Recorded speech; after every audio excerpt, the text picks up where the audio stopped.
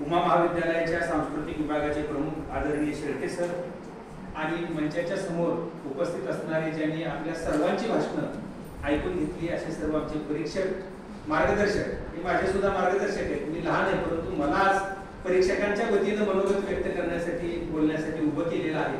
हे सर्व परीक्षक बंधू आणि सर्व स्पर्धक, मार्गदर्शक आणि उमा महाविद्यालयाचे सर्व गुरुजन, यंदाचं हे स्पर्धेचं दुसरं वर्ष आहे. कर्मयोगी सुधाकर पंत परिचारक हे नाव महाराष्ट्राला सुपरिचित असणार आहे. म्हणून स्पर्धेमध्ये विषय ठेवण्यात आलेला होता राजकारणातील संत. संतत्व कुणाला प्राप्त होतं? ज्यांनी स्व सोडून दिलेलं आहे त्याला संतत्व प्राप्त होतं. ज्यांनी स्वतःच काही मागं राहावं या पद्धतीचा प्रयत्न हयातभर केला नाही असे असणारे राजकारणातील संत म्हणून ज्यांच्याकडे पाहिलं जातं ते कर्मयोगी सुधाकर पंत परिचारक यांची खरं तर जन्म आज जयंती आहे आणि त्या जयंतीच्या निमित्तानं यंदाच्या या दुसऱ्या वर्षी स्पर्धेचं आयोजन करण्यात आलेलं आहे. परीक्षकांचं मनोगत या ठिकाणी व्यक्त करण्यासाठी मी उभा असताना स्पर्धेच्या अनुषंगाने बोलणं मला क्रमप्राप्त आहे आणि त्या अनुषंगाने बोलत असताना मी खात्रीपूर्वक सांगेन की स्पर्धेचं यंदाचं हे दुसरं वर्ष आहे. गेल्या वर्षी 54 स्पर्धकांनी या स्पर्धेमध्ये सहभाग नोंदवला आणि या वर्षीच्या स्पर्धेमध्ये 29 स्पर्धकांनी सहभाग नोंदवला. संख्यात्मक दृष्टिकोनातून स्पर्धा गेल्या वर्षीपेक्षा या वर्षी स्पर्धकांची संख्या कमी असली तरी मी खात्रीपूर्वक सांगतोय की गुणात्मक दृष्टिकोनातून ही स्पर्धा अतिशय दर्जेदार स्वरूपाची झालेली आहे असं गुणात्मक दर्जाची या दृष्टिकोनातून मी सांगेन की गेल्या वर्षी काढलेले स्पर्धेचे विषय हे सर्वसाधारण विषय होते. या वर्षी हे विषय काढत असताना यामध्ये अधिकची काळजी घेण्यात आली.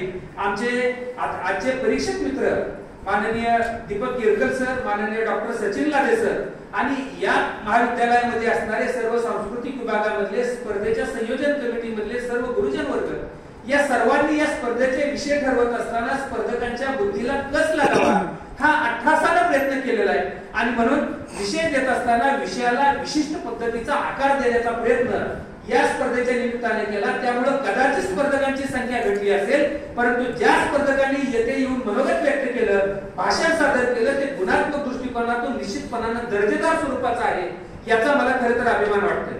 विषय अतिशय सुंदर आहे ज्याच्याकडे आपली अजिबात लक्ष नाही किंवा ज्याच्याकडे आपण डोळेझाक करून जगतो आहे अशी असणारी कृत्रिम बुद्धिमत्ता अत्यंत मोठेपणाने डोके वर काढते अशा असणाऱ्या बौद्धिक कसोटीवरती ज्यांना अतिशय पद्धतीत मोठ्या पद्धतीचा कस लागावा अशा स्वरूपाचा विषय या ठिकाणी दिला.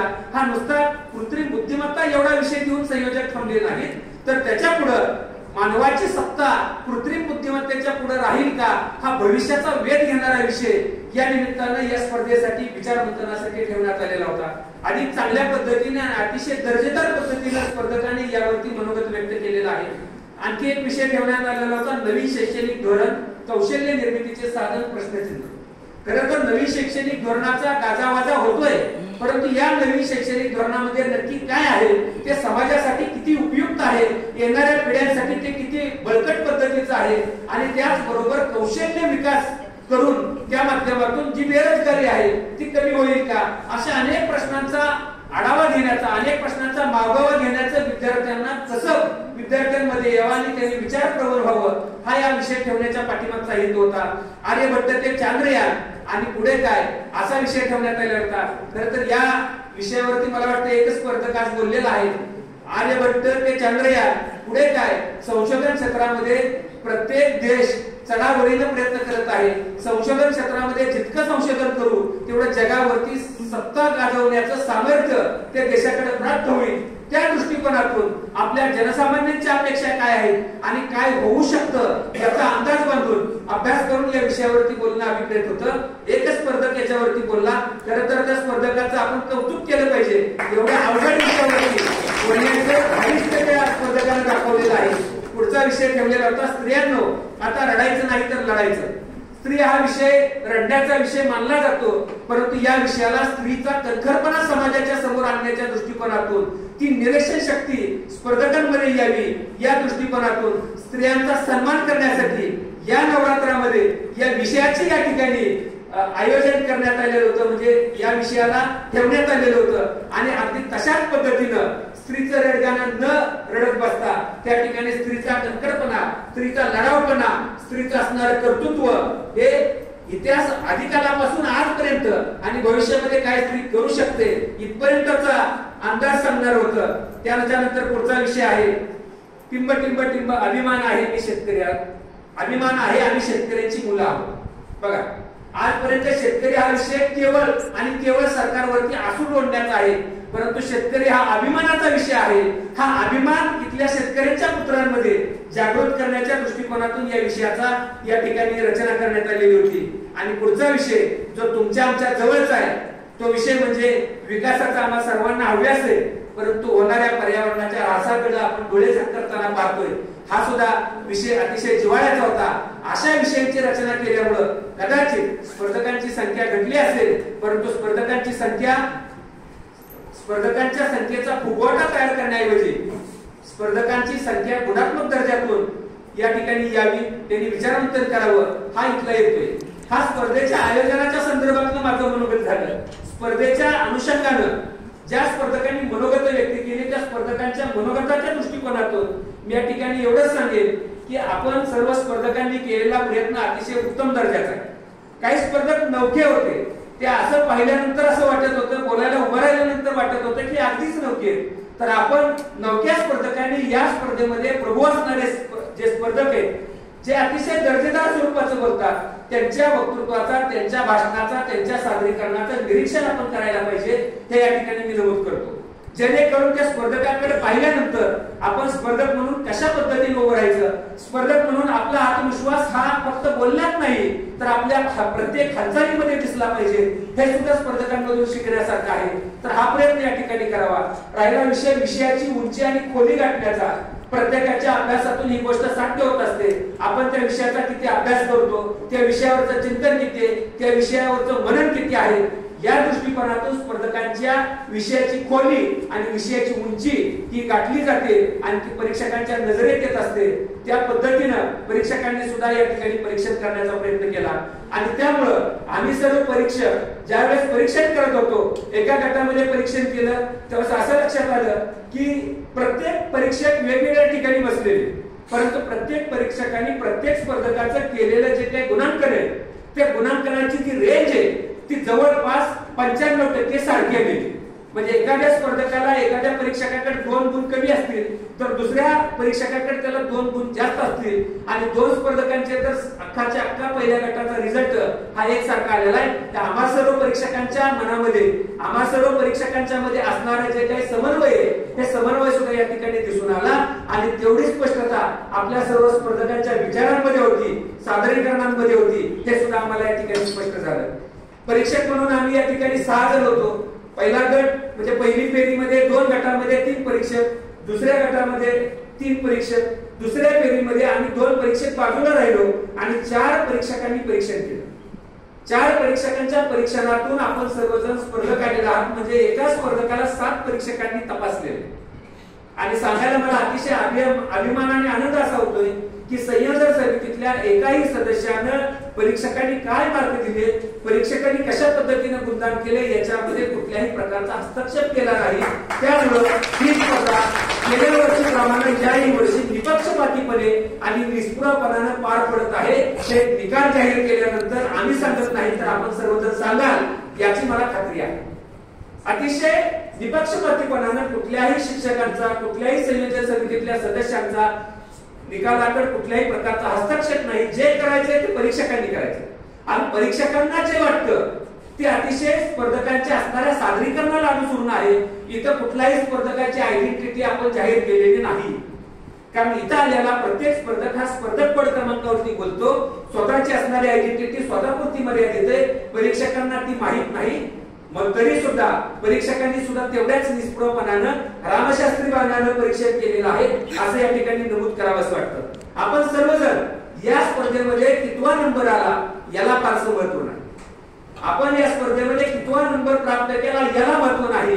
या स्पर्धेमध्ये पहिला क्रमांक प्राप्त करणारा आणि उत्तेजनार्थ पहिला किंवा उत्तेजनार्थ दुसरा क्रमांक प्राप्त करणारा हे एकाच जोडीचे फक्त इथं नंबर घे. कोणाला मार्क्स थोडे जास्त पडले, 2 मार्क जास्त पडले, कोणाला 4 मार्क जास्त पडले, कोणाला 3 मार्क जास्त पडले, एवढाच फरक आहे. म्हणजे नंबर मध्ये आले नाहीत त्यांचं काय, जे नंबर मध्ये आले नाहीत त्यांनी पुढच्या स्पर्धेसाठी आधीच तयारीने कामाला लागायचं.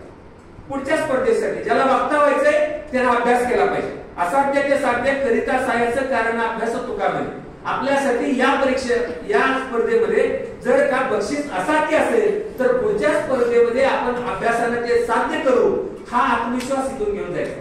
आणि त्याच्यामुळं ही स्पर्धा अतिशय चांगली वस्तुस्पष्ट आहे असं मला या ठिकाणी नमूद करावंच वाटतं. एकेकाळी वक्तृत्व ही पंढरपुरी वक्तृत्वाची भूमी म्हणून ओळखलं जायचं.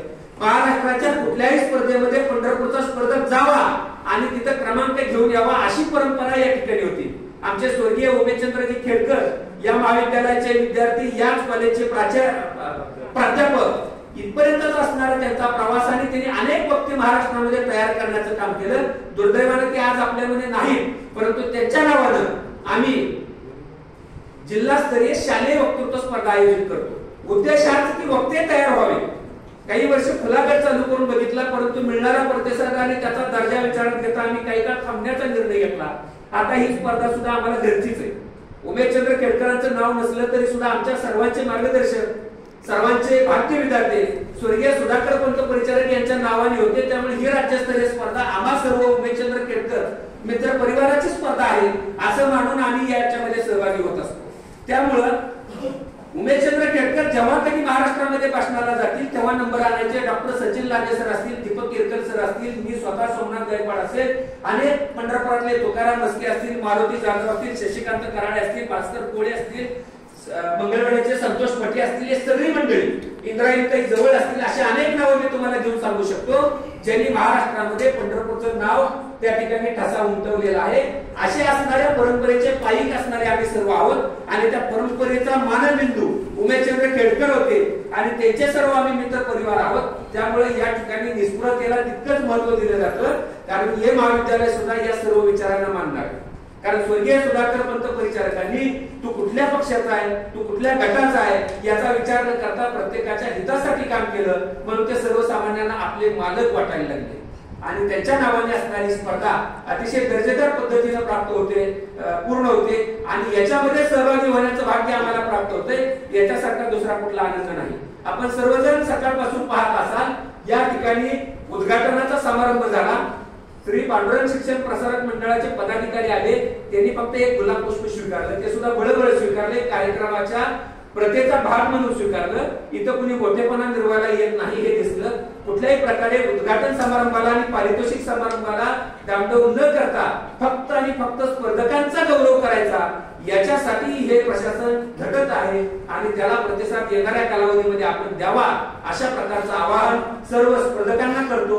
यावर्षी 29 आले होते, असेच दर्जेदार स्पर्धक पुढच्या वर्षी 40 यावेत, त्याच्या पुढच्या वर्षी आणखी वाढावेत. एकूण काय तर विचारांचं मंथन या ठिकाणी घडून यावं आणि या विचारांच्या मंथनातून अनेक वक्ते आणि सुजाण नागरिक तयार व्हावे एवढाच हेतू या आयोजनाच्या पाठीमागचा आहे आणि तो निश्चितपणानं या स्पर्धेच्या निमित्तानं सार्थ झालेला आहे. भविष्यात सुद्धा सार्थ होईल असंच या ठिकाणी आशा बाळगतो. मला संयोजकांच्या वतीनं बोलण्याची संधी दिली त्याबद्दल मी ऋण व्यक्त करतो. धन्यवाद.